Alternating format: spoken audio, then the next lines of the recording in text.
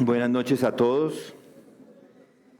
Estamos contentos de estar de regreso. Fuimos unos días a la iglesia allí en México y a la iglesia del pastor Luis Contreras y a otras dos iglesias visitamos la semana pasada. El viernes enseñé 2 veces y una preguntas y respuestas. El jueves, el viernes otra vez lo repetimos. El sábado la graduación y el domingo 2 veces. En realidad fue intensivo. Se pagó el tiquete, yo diría, porque ellos lo hicieron muy amables, fueron muy especiales con nosotros. Y algo que me llamó la atención estando allí es que la iglesia queda lejos de la ciudad, de Ciudad de México, queda lejos. Lejos que toca coger un carro, subir una montaña, pasar un pedazo destapado, no hay transporte público, no hay nada. Y eso me llamó la atención, que la iglesia se llena estando, inclusive así, no sé cómo llegan, porque no hay ni siquiera el transporte público, pero yo le agradezco al Señor por todos ustedes. Yo sé que algunos hacen un esfuerzo grande viniendo desde tan lejos y eso me anima, así como vi a muchas personas allí llegando a la iglesia tanto el sábado como el domingo. Entonces, algo para alabar al Señor, y tenemos muchas cosas para alabar hoy al Señor. Alabamos a Dios inclusive por el fallecimiento de el pastor MacArthur esta semana. Eso es para alabar a Dios. Alabamos porque si en algo podemos estar seguros es que la vida de este hombre, del pastor John MacArthur, fue resultado de una gracia inagotable de Dios, y no una gracia solamente sobre él, sino una gracia que también nos llegó a toda la iglesia en nuestra generación. Es un hombre que vino en medio de una situación difícil en el mundo, y él trajo para todos nosotros un retorno a la exposición bíblica verso por verso. MacArthur le dedicó más de 50 años, si no 60, a predicar todo el Nuevo Testamento, versículo a versículo, y todo lo hizo allí en su iglesia. Su compromiso con la predicación expositiva encendió un movimiento global. Yo creo que hay un movimiento en este momento que está por todas partes. Así como estábamos en México en un seminario que es igual al seminario que tenemos acá, igual hay otros 19 seminarios, y en cada uno de ellos hay no solamente los maestros, sino líderes que están decididos a dejar de entretener y en lugar de eso empezar a exponer la palabra. Porque el poder no está ni en entretener, ni siquiera en el predicador. El poder está en la palabra de Dios. Miles de pastores ahora predican con una Biblia abierta, y yo espero hacer parte de eso, no solamente ahora, sino hasta que Dios así lo permita.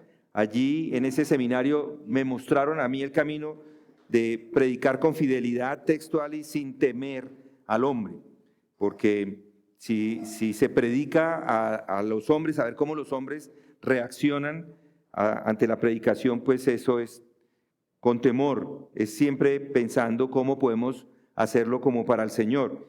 Y además este hombre MacArthur defendió con firmeza la autoridad e inerrancia de las Escrituras. Participó él en la histórica Declaración de Chicago sobre la inerrancia bíblica en 1978, y él defendió allí la Biblia contra el liberalismo, el pragmatismo, el sentimentalismo. Pero no solo fue una defensa teórica, él todo su tiempo vivió bajo esa convicción y tenía claro que cuando abrimos la Biblia, cuando la Biblia habla, Dios está hablando. Y por eso toda una generación se volvió a confiar en la Biblia como absoluta y suficiente. Y yo creo que muchos de ustedes son parte de eso, escucharon de alguna forma a este hombre y por eso de pronto están acá, incluso en medio de este mundo. Además se exaltó el señorío de Cristo en el Evangelio. MacArthur combatió el llamado evangelio fácil o el decisionismo superficial, y él escribió un libro que fue uno de sus grandes libros, el Evangelio según Jesucristo, y con él recordó al mundo que Jesús no puede ser su Salvador si él no es su Señor. No predicamos, dijo, un evangelio de conveniencia, sino un llamado a rendirse a Cristo. Y por eso miles de personas entendieron que seguir a Cristo es morir a sí mismo, no simplemente aceptarlo. Esas son verdades que encontramos en las Escrituras. Además, defendió la iglesia local como el centro de la vida cristiana. Y eso es cierto, y eso es lo que esperamos hacer nosotros igual. Aunque su iglesia es una iglesia de alcance mundial, pero él nunca dejó de ser el pastor de su iglesia. Desde 1969 pastoreó Grace Community Church allí en Los Ángeles, mostrando que el ministerio verdadero no está en las plataformas, sino en el pastoreo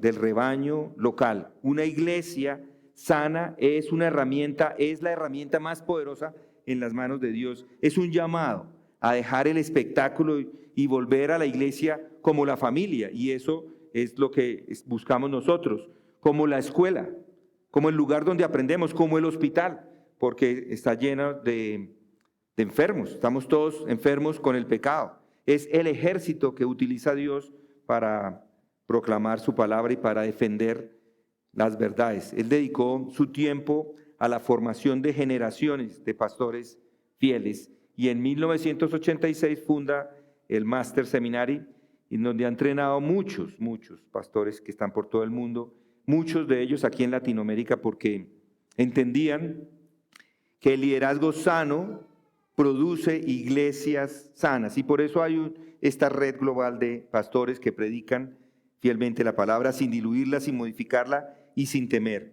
Además, defendió doctrinas claves en momentos críticos.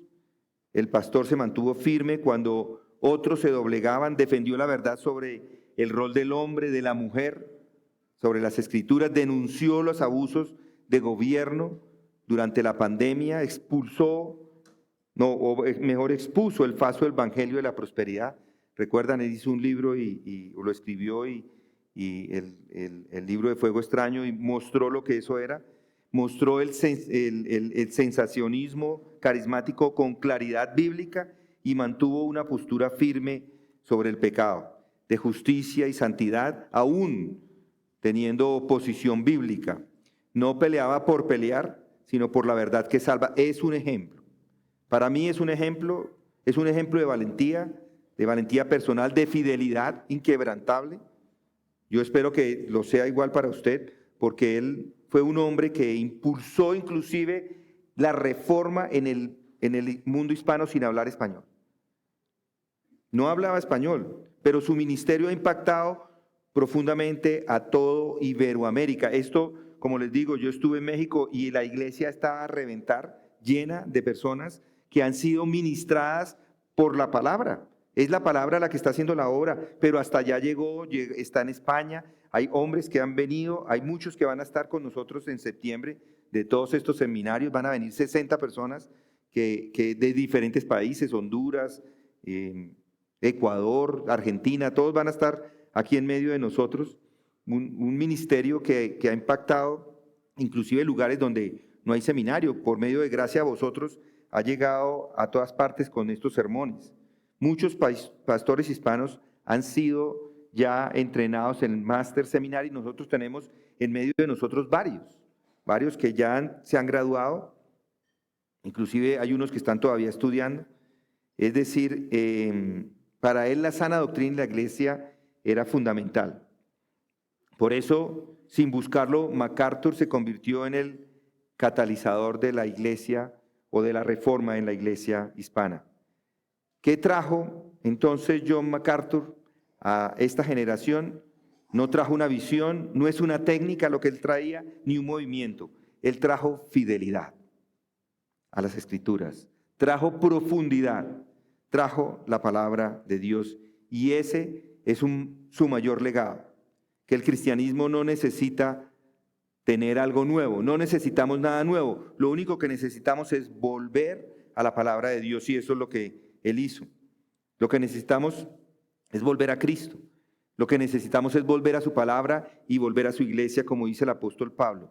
Pero por la gracia de Dios soy lo que soy y su gracia para conmigo no resultó en vana. 1 Corintios 15:10. Pablo, como este hombre ha sido un regalo, como muchos lo han dicho, y Dios da regalos a su pueblo para que todos podamos crecer. Y esos regalos preciosos son la vida de hombres como el pastor MacArthur, que nos instruyen, nos advierten, nos moldean y nos llevan a Cristo.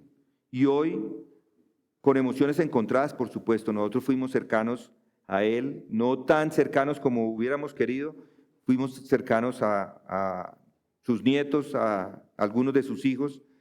Estamos tristes por su partida, pero con gratitud y esperanza, porque sabemos lo que Él hizo, lo que Él ha hecho en nuestras vidas, y no podía dejar de dar unas palabras acerca de lo que sucedió. Le damos gloria a Dios por hombres como Él, por habernos dado a nosotros como iglesia mundial un siervo como el pastor MacArthur, un hombre que predicó con valentía de la soberanía de Dios y del señorío de Cristo, y que defendió sin vergüenza la autoridad de las Escrituras y que inflamó una nueva generación con el amor por la exposición bíblica, y eso es lo que tenemos acá, verso por verso, enseñado.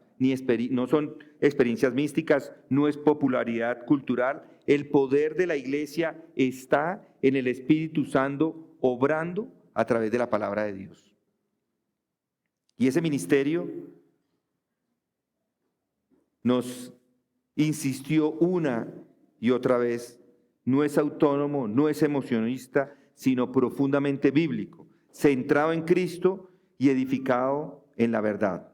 Hoy, entonces, nos corresponde a nosotros, con la misma Biblia en la mano y con el mismo Espíritu en el corazón, seguir proclamando ese evangelio. Y para eso le voy a pedir que abran sus Biblias a Hechos 8, capítulo 8, y vamos a estar en los versículos del 14 al 17. Este pasaje no es una de las doctrinas más populares en el mundo evangélico moderno. De hecho, ha sido un terreno fértil para confundir. Pero si queremos entender correctamente lo que significa ser parte del pueblo de Dios, si queremos valorar la verdadera unidad de la iglesia y si queremos enseñar con fidelidad, si queremos enseñar lo que el Espíritu Santo hace en la vida del creyente, entonces necesitamos entender bien este texto. Y para ello comenzamos con la primera afirmación y voy a leerles el versículo 14 al 16. Cuando los apóstoles que estaban en Jerusalén oyeron que Samaria había recibido la palabra de Dios, les enviaron a Pedro y a Juan, quienes descendieron y oraron por ellos para que recibieran el Espíritu Santo, pues todavía no había descendido sobre ninguno de ellos, solo habían sido bautizados en el nombre del Señor Jesús. Note primero la unidad, y esa sería la primera afirmación o la primera observación. La unidad del pueblo de Dios bajo una sola obra, que es la obra del Espíritu Santo. El libro de Hechos no solo narra el crecimiento, es un crecimiento explosivo de la primera iglesia, de la iglesia primitiva, pero también allí vemos la expansión del evangelio desde Jerusalén hasta los confines de la tierra. Y en este capítulo el evangelio ha llegado a la región de Samaria, una región que ya hemos meditado en ella, con una historia de enemistad profunda con los judíos de Jerusalén. Y sin embargo, allí también Cristo salvó a pecadores. Felipe, que es uno de los diáconos elegidos en Hechos 6, había predicado en Samaria con gran fruto. Dice el versículo 12, dice, cuando creyeron a Felipe, que anunciaba las buenas nuevas del reino de Dios y el nombre de Cristo Jesús, se bautizaban tanto hombres como mujeres. La conversión parecía completa. Si lo vemos ahí, predicación fiel, fe en Cristo, todos habían creído, el bautismo que era público, pero entonces ocurre algo inesperado. El texto nos dice que el Espíritu Santo aún no había descendido sobre ninguno de ellos. Aunque ya eran creyentes, muchos entonces malinterpretan esto. Muchos enseñan entonces que la recepción del Espíritu Santo es una experiencia separada y posterior a la conversión. Un segundo nivel espiritual, reservado para quienes buscan más profundamente, aquellos que son más devotos, aquellos que están entregados a la iglesia, a la enseñanza o al aprendizaje. Pero eso no es lo que enseña este pasaje, ni lo que enseña el Nuevo Testamento. Este es un evento único en el libro de Hechos y no es una norma. No quiere decir que de ahora en adelante todo se da de esa forma. Lo que ocurre aquí en Hechos 8 no es una regla para todos los tiempos, sino es una excepción providencial en una etapa de transición. Como lo explica el libro que acabamos de traducir de Larry Pettigrew. Si usted quiere saber más acerca del Espíritu Santo y quiere tener en detalle esto, tenemos una traducción que hicimos a ese libro acerca del Espíritu Santo. Y también, como lo dice el pastor John MacArthur, este retraso en la manifestación visible del Espíritu tuvo una razón teológica profunda. Dios en este momento quiso evitar que surgieran dos iglesias separadas, una judía y otra samaritana. Si los samaritanos hubieran recibido el Espíritu de inmediato sin, presten atención, la confirmación apostólica desde Jerusalén, se habría abierto la puerta a una división étnica dentro del cuerpo de Cristo. En lugar de eso, Dios soberanamente esperó hasta que Pedro y Juan, que son los apóstoles, no era Felipe, Pedro y Juan eran parte de los apóstoles judíos que llegan allá a Samaria, y entonces el Espíritu se manifestó visiblemente en los samaritanos, confirmando que eran verdaderamente el pueblo mismo, que eran los mismos, que eran redimidos iguales. Esa es la validación apostólica que le dan. No es una segunda bendición, fue un fenómeno, un momento que sucedió, que no se repite, que no es un patrón. Esto no lo encontramos en las cartas del Nuevo Testamento, donde de hecho se enseña claramente que todo creyente recibe el Espíritu Santo en el momento que tiene fe. Dice Efesios 1:13, en él también vosotros, después de escuchar, presten atención, después de escuchar el mensaje de la verdad, unas personas escuchan el evangelio de vuestra salvación y habiendo creído, primero lo escuchan, habiendo creído, fuisteis en ese momento sellados con él, con el Espíritu Santo de la promesa. Se escucha, se cree y es sellado, es inmediato. Luego dice Romanos 8:9, dice, sin embargo, vosotros no estáis en la carne, sino en el Espíritu. Si en verdad el Espíritu de Dios habita en vosotros, pero si alguno no tiene el Espíritu de Cristo, el tal no es de él. Es decir, que una vez que se escucha, una vez que se cree, una vez que se recibe, ese es el momento de la salvación. Si yo no tengo el Espíritu de Dios, pues no soy salvo. 1 Corintios 12:13 dice, pues por un mismo Espíritu todos fuimos bautizados en un solo cuerpo, ya judíos o griegos, ya esclavos o libres, y a todos se nos dio a beber del mismo Espíritu. Entonces aquí en Hechos 8 tenemos un retraso de la llegada. Fue un acto divino que se dio para preservar la unidad del cuerpo de Cristo en sus inicios. Y no debe tomarse como una enseñanza sobre una experiencia post-conversión obligatoria.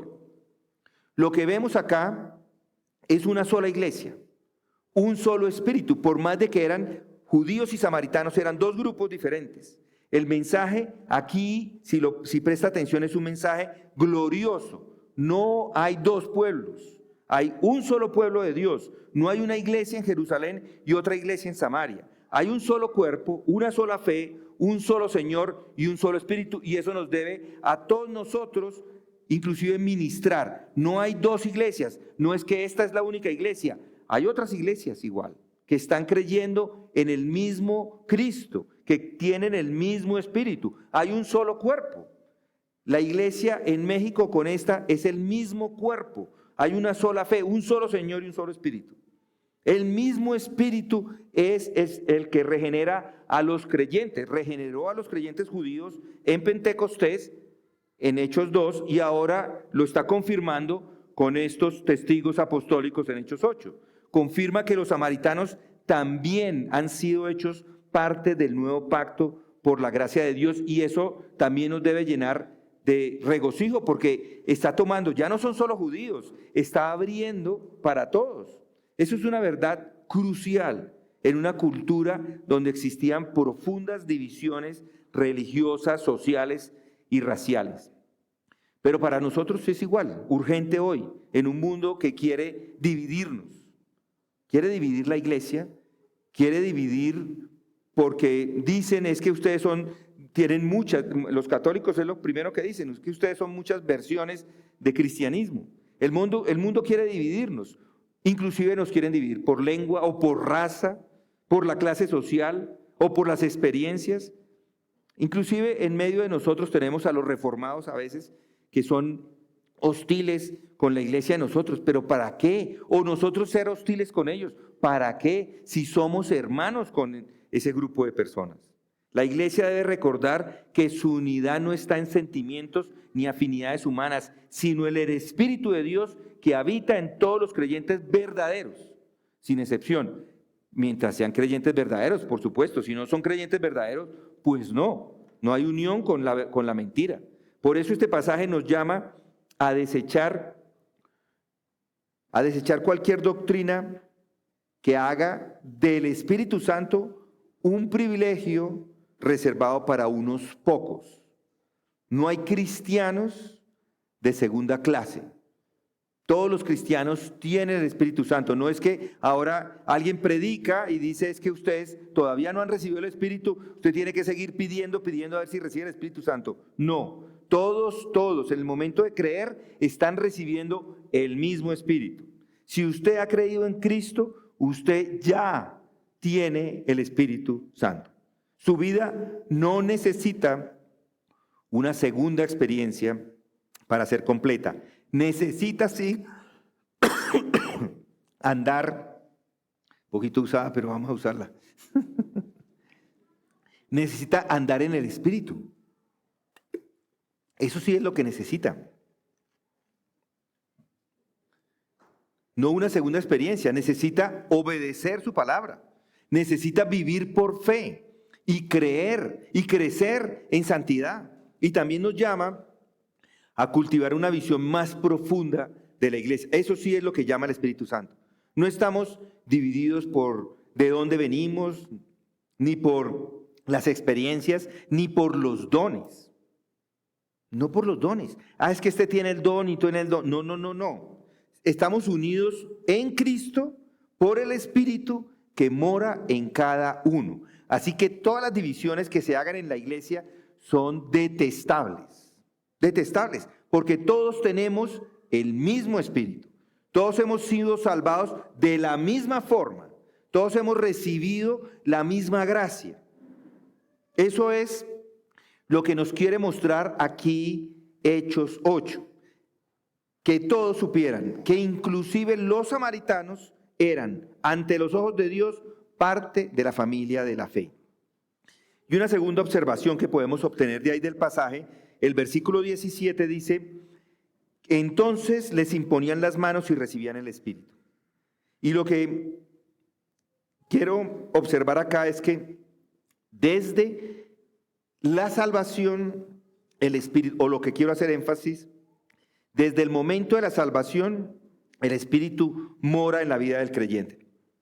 Y este versículo es crucial y para ver esto de cómo es que el Espíritu Santo mora en la vida del creyente. Y a primera vista parece indicar que los samaritanos no habían recibido el Espíritu Santo en ese momento, y eso es lo que ha llevado a pensar que la recepción del Espíritu Santo es un evento posterior a la salvación, es una segunda experiencia que debe buscarse aparte de la conversión. Pero como ya lo acabo de afirmar varias veces y de diferentes maneras, ese no es el caso. Esto no es este es un evento, no es una corrección a una conversión incompleta o algo que sucedió, no. Sino esta es una confirmación apostólica y pública de que estos samaritanos son verdaderos creyentes, de que el mismo Espíritu que actúa en Jerusalén está actuando también en Samaria. Pero entonces, ¿qué significa? ¿Qué significa recibían el Espíritu? El verbo aquí recibir se refiere a una manifestación visible y externa del Espíritu. Es algo como lo que ocurrió en Hechos 2, en Pentecostés, y más adelante como lo que ocurrió en Hechos 10, en la casa de Cornelio. Estas manifestaciones fueron extraordinarias. Recuerden, venía el Espíritu del cielo, y bajó como llama de fuego, y eso tiene un propósito. Y el propósito es dar una evidencia indiscutible de que Dios estaba incluyendo en su pueblo a personas que eran despreciadas o consideradas ajenas. Pero noten, los samaritanos ya han creído. Desde el versículo 12 nos dice que ellos ya habían creído. Ellos ya habían sido bautizados y según la enseñanza de las epístolas ya habían sido regenerados y sellados por el Espíritu Santo. Efesios 1:13. Por tanto, esa recepción del Espíritu no es cronológicamente posterior a la salvación, sino visiblemente posterior. Dios, en este momento, en su soberanía, retuvo la manifestación externa del Espíritu hasta que llegaran Pedro y Juan y los apóstoles de Jerusalén para evitar una división eclesiástica en sus primeras etapas y para que los judíos supieran que los samaritanos también eran hechos parte del mismo cuerpo por el mismo Espíritu. ¿Me están siguiendo? ¿O ya los perdí? Como escribe Larry Pettigrew, esta fue una obra fundacional y única del Espíritu y no es una experiencia normativa para la iglesia de hoy. Y esa experiencia no se repite. Eso que sucedió en Hechos no se está repitiendo hoy día. Hoy el testimonio del Espíritu no es un testimonio visible. ¿O a quién de ustedes le bajó así como llamas de fuego el Espíritu cuando creyó? A nadie. A nadie, porque es que no pasa. Es algo que sucede en el interior. Hoy el Espíritu ya no desciende de forma visible como en Hechos 2 o como en Hechos 8. Su presencia no se evidencia por milagros externos, ni por sentimientos extraordinarios, sino por su obra interna y continua en el creyente. Pablo lo dice de esta forma, dice, el Espíritu mismo da testimonio a nuestro espíritu de que somos hijos de Dios. Este testimonio no es siempre emocional, pero es firme. Es el testimonio que experimentamos cuando la palabra de Dios nos convence de pecado. Si no está convencido de pecado, pues es que no tiene el Espíritu Santo. Pero el Espíritu Santo nos convence de que estamos pecando. Sentimos un profundo amor por Cristo. Eso es lo que hace el Espíritu Santo, que nos volvemos a Él y le amamos con todo nuestro corazón. Algo que antes no existía. ¿O quién amaba a Cristo antes de ser salvo? Yo recuerdo en mi testimonio, cuando yo estaba apartado de Cristo, yo no quería ni que me hablaran de Cristo. No quería a nadie que me hablara. Yo decía, qué gente tan pesada. Hoy mi amor por Cristo es algo que yo no lo puedo explicar. ¿Cómo lo puedo explicar? Por medio del Espíritu Santo. El Espíritu Santo es el que hizo la obra en mí para yo poder volver a Él y amarle. Somos capacitados para obedecer inclusive. ¿Cuántas cosas, cuántos pecados hemos dejado en el pasado y ahora no somos el hombre que queremos, ni la mujer que queremos, pero cuántos pecados hemos dejado en el pasado y que ahora vivimos vidas obedientes y queremos obedecerle al Señor, pero de ganas, queremos de gusto hacerlo? No es así. ¿Cómo podemos perseverar en medio de las pruebas? Hay muchas pruebas. ¿Cuántas personas hemos encontrado y vemos cómo todavía perseveran en medio de todas esas pruebas? Eso lo hace el Espíritu Santo. Tenemos un nuevo afecto por la iglesia. Amamos la iglesia. ¿Quién quiere venir y estar en medio de los creyentes? ¿Qué tan especial es estar en medio de la iglesia? No queremos faltar, queremos venir y estar con ellos porque eso es lo que hace el Espíritu Santo. Tenemos afecto por la iglesia, afecto por la verdad, hábleme la verdad, no me diga mentiras, por la santidad y por sobre todo anhelamos vivir para la gloria de Dios. Esa es la evidencia. Eso sí es evidencia de que el Espíritu Santo ha hecho la obra y que el Espíritu Santo está en ustedes. No son fuegos artificiales ni un éxtasis espiritual, sino una transformación constante, una transformación perseverante, una transformación real. Hay muchas personas que luchan con las dudas, ¿no es así? Dudas. Se preguntan, ¿tengo realmente el Espíritu? Algunos buscan entonces una experiencia especial, un segundo toque, una emoción particular que les asegure que Dios está en ellos. Pero el Evangelio no nos llama a perseguir sensaciones, sino a descansar en la palabra de Dios revelada. Ahí, la verdad de Dios revelada en su palabra. Y la palabra dice que sin embargo vosotros no estáis en la carne, sino en el Espíritu, si en verdad el Espíritu de Dios habita en vosotros. Pero si alguno no tiene el Espíritu de Cristo, el tal no es de él, dice Pablo en Romanos 8:9.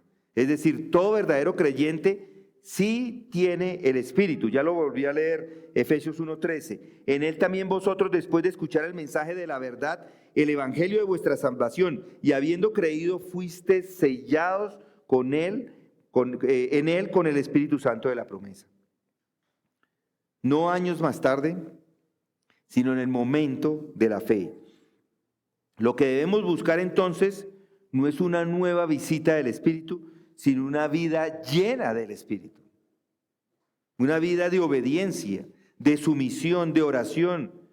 Una vida de hambre por la palabra, de servicio a la iglesia local.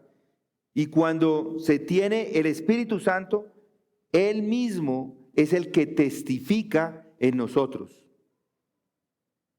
Y lo notamos cuando nos convence del pecado que tolerábamos.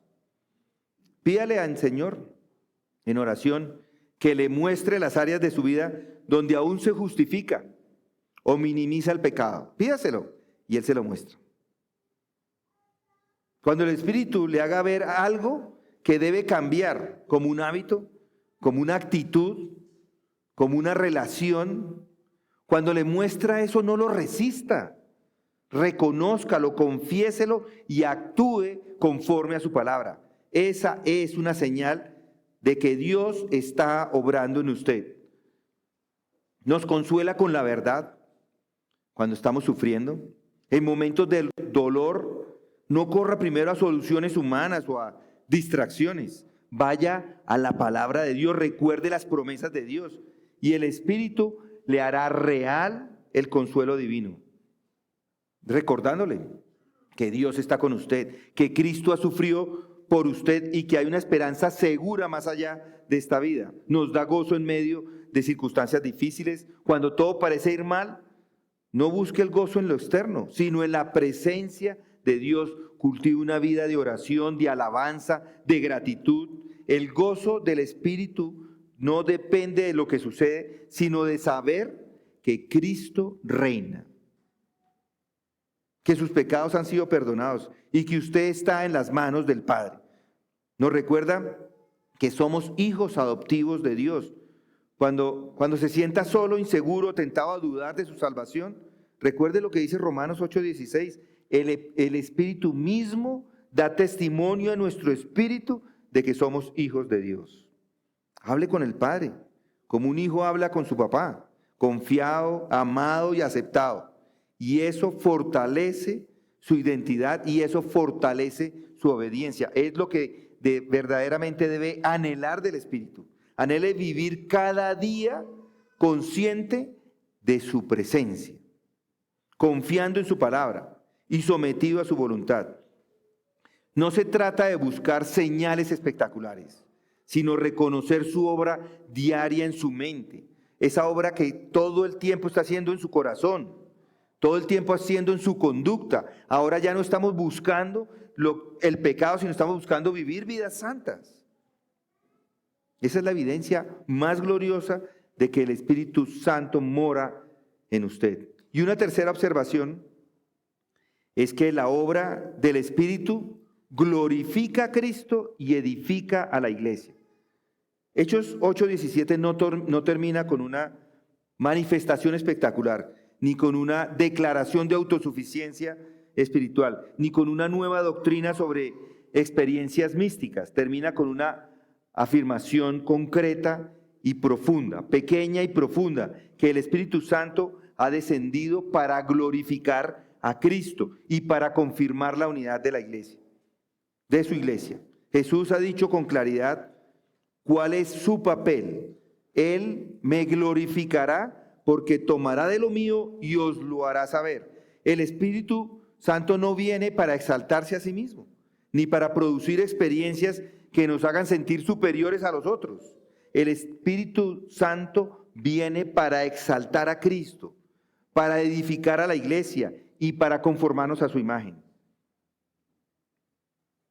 ¿Y por qué hace esto el Espíritu Santo? ¿Por qué exalta a Cristo y no a los hombres? Bueno, en Hechos 8, la presencia del Espíritu Santo en los samaritanos no produce ningún orgullo espiritual, no los lleva a buscar experiencias individuales, ni a dividirse de los demás creyentes. Los une, lo que hace es que los une con la iglesia de Jerusalén bajo el señorío de Cristo. El testimonio verdadero del Espíritu no se centra en lo que el creyente siente, sino en lo que el creyente proclama y vive acerca de Cristo. El Espíritu Santo transforma al creyente, lo transforma completamente para que pueda hablar de Cristo, para que pueda proclamar de Cristo, para que ame a Cristo, para que sirva a Cristo. Donde el Espíritu está obrando, Cristo es grande y el yo se hace pequeño. Por eso el verdadero creyente no busca que lo vean a Él, sino que vean al Salvador. El Espíritu Santo no produce celebridad, sino humildad. No produce que se exhiban, sino una devoción profunda. El fruto del Espíritu es santidad, no un espectáculo. El Espíritu lo que hace al final es que unifica a la iglesia, no la fragmenta. Por eso, cuando hay divisiones, esas divisiones no son del Espíritu. Es que yo me quiero ir con este grupito para otro lado. No. Las divisiones no son del Espíritu. Esa es otra lección que nos deja este pasaje, que es la obra del Espíritu, es su unión. Nunca divide una iglesia fiel, sino que la une. Si el Espíritu que habita en Jerusalén también descendió en Samaria, entonces no hay lugar para divisiones. Por ningún tipo de divisiones. No, eran dos culturas diferentes, pero ni por cultura, ni por tradición, ni por emociones. La iglesia no es un grupo de personas con experiencias similares, sino es un pueblo redimido por la sangre de Cristo, unido por el Espíritu Santo. En México tienen cuatro como columnas gigantescas, una gorda, otra flaca, hay de todo, altas, bajitas y todas desproporcionadas. Es decir, y lo que quieren mostrar con eso es que así es la iglesia. La iglesia es un grupo de personas, unos así, otros más delgaditos, otros más altos, cada uno diferente, todos diferentes. Y eso es lo que es la iglesia de Cristo. No son los profesionales y los no profesionales, o los que habitan en un lugar o no en otro. Son todos los que Dios nos ha traído. La iglesia no es un grupo homogéneo, sino es un pueblo. Es un pueblo redimido por la sangre de Cristo y unido por el Espíritu de Dios. Y que se fundamenta, que está edificado sobre la verdad del Evangelio, como dice Efesios 4:3. Dice, esforzándoos por preservar la unidad del Espíritu en el vínculo de la paz. Hay un solo cuerpo y un solo Espíritu, así como también vosotros fuisteis llamados a una misma esperanza de vuestra vocación. Cuando alguien dice tener una experiencia del Espíritu, pero vive en desunión, en orgullo, en contienda o en crítica constante a la iglesia, debemos dudar que esa sea realmente la obra del Espíritu. Ojo, porque el Espíritu une, el Espíritu edifica, fortalece, el Espíritu protege a la iglesia. Por eso siempre debemos preguntarnos, ¿estamos glorificando a Cristo por medio del Espíritu? No hay mayor evidencia de que el Espíritu está obrando en la vida cuando una vida gira en torno de Cristo. Si está amando más a Cristo hoy que hace un año, si está amando más a su palabra, si está luchando con el pecado con más perseverancia, si está más comprometido con su iglesia, es más generoso, es más compasivo, si está deseando que otros conozcan el Salvador, eso es vivir en el Espíritu. No es una experiencia emocional, es la señal del Espíritu de Dios en acción. Si decimos tener el Espíritu, pero Cristo no es el centro, entonces hay que examinarse. Pero si Cristo es cada vez más precioso para usted, si su gloria, si su verdad, si su evangelio, si su iglesia son sus prioridades, entonces puede estar seguro, el Espíritu está obrando poderosamente en su vida. Mis hermanos, este pasaje de Hechos 8 no es un llamado a buscar una experiencia extraordinaria, no es una receta para un segundo nivel espiritual, es un recordatorio solemne y glorioso de que el Espíritu ya ha sido dado a todos los que están en Cristo y que su obra es clara, que es poderosa, que es suficiente. Ya lo vimos en la primera observación, fue este Espíritu retrasado en Samaria, no porque los creyentes no fueran salvos, sino porque Dios quiso afirmar la unidad de la iglesia y entonces evitar una división entre judíos y samaritanos. No fue una segunda bendición, fue una señal histórica. Y hoy esa unidad sigue siendo preservada en Cristo y por el mismo Espíritu. Y también en la segunda observación entendimos que el testimonio del Espíritu no depende de lo que sentimos, sino de esa transformación interna que produce en cada uno de los que son creyentes. No tenemos que ver algo especial afuera, es lo que está sucediendo en nuestra vida. Su obra se ve en el arrepentimiento, en la fe, en la perseverancia, en el amor por Cristo, en la obediencia constante a su palabra. Y luego, la tercera observación es que el Espíritu no se exalta a sí mismo, sino que glorifica al Hijo. No fragmenta la iglesia. La iglesia es el cuerpo de Cristo. Lo que hace es que la edifica. No busca emociones fugaces, sino frutos duraderos. El Espíritu que vino sobre los samaritanos sigue obrando hoy.